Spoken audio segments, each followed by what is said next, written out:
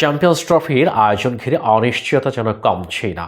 পাকিস্তানের নির্ধারিত এই প্রতিযোগিতায় খেলতে যেতে ভারতের অস্বীকৃতি থেকে শুরু হয় সমস্যার।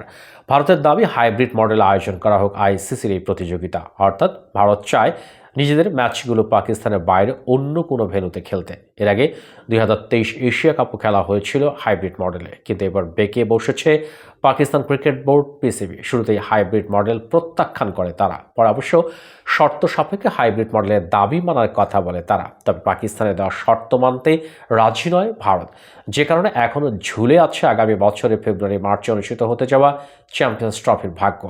চ্যাম্পিয়ন্স ট্রফি আয়োজনে এই লড়াইয়ে দেশের সরকারকেও পাশে পেয়েছে পিসিবি। দেশের প্রধানমন্ত্রী শাহবাজ শরীফ বলেছেন, বোর্ডের পদক্ষেপে সায় আছে তাদের। পিসিবি সভাপতি মাহসিন নাকভি প্রধানমন্ত্রীর সামনে আয়োজনের অগ্রগতি তুলে ধরার পর শরীফ কথা বলেন। চ্যাম্পিয়ন্স ট্রফি ইস্যুতে পিসিবি সভাপতিকে সমর্থন জানিয়ে শাহবাজ বলেছেন, চ্যাম্পিয়ন্স ট্রফি নিয়ে আপনার অবস্থান প্রত্যেক পাকিস্তানের চাওয়ার প্রতিধ্বনি।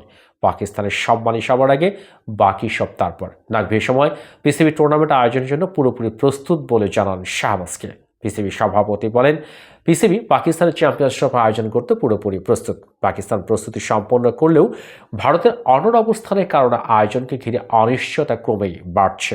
এর আগে 5 ডিসেম্বর আইসিসি বোর্ড মিটিংয়ে আগামী বছরের টুর্নামেন্টের আয়োজন নিয়ে সিদ্ধান্ত চূড়ান্ত হওয়ার কথা ছিল, তবে শুরুর আগেই স্থগিত হয়ে যায় বৈঠকটি। এরপর 7 ডিসেম্বরের মধ্যে দুই দেশকে সমঝোতায় আসতে বলা হলেও ভারতের নীরবতার কারণে স্থগিত হয়ে যায় বৈঠকটি। এদিকে পাকিস্তানও এবার তুলনামূলক শক্ত অবস্থান গ্রহণ করেছে, এমনকি ভবিষ্যতে ঝামেলা এড়াতে সবকিছু লিখিতভাবে করার দাবিও আইসিসির কাছে জানিয়েছে তারা। তবে এত কিছুর পরও পিসিবির সভাপতি নাকভি অবশ্য টুর্নামেন্ট নিয়ে আশাবাদী। তিনি বলেন, ইনশাল্লাহ শিগগির চ্যাম্পিয়ন্স ট্রফি নিয়ে সুখবর দিতে পারবো।